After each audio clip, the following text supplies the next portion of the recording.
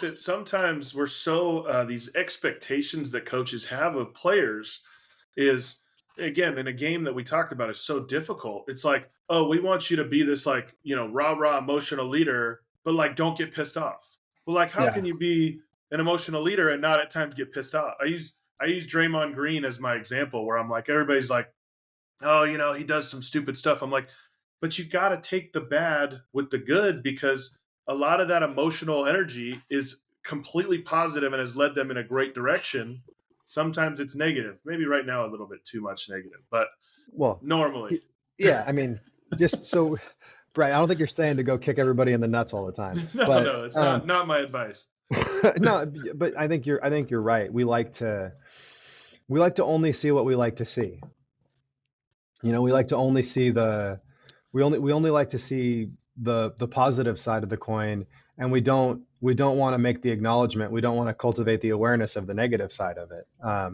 And I think that's why we have adults in dugouts, is because the adults in the dugout is supposed to see the whole thing over a longer time scale.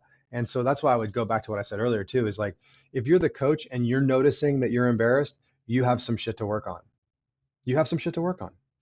Like if you're setting expectations so high for kids, and you should set high standards. You should push them, because God forbid you set a ceiling that somebody breaks through. No, you need to push kids to be better versions of themselves for sure. And that's a nuanced and very challenging thing that coaches have been trying to figure out for years. It's not, I don't have the answers for that.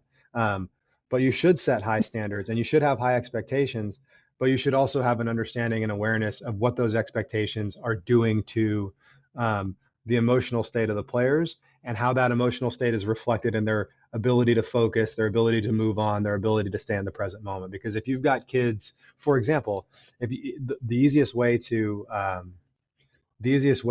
get somebody to strike out is to like put a lot of pressure on them not to strike out. You do that, then I can remember playing for the Oakland A's back in 2002. We were in Vancouver, and we struck out like 16 times in a game as a team. And then the next day, our manager came in and he screamed at us about like, we got to reduce these strikeouts. This is embarrassing. Like, first guy that strikes out, we're gonna run laps or something. I'm like, I thought this was pro ball in my head.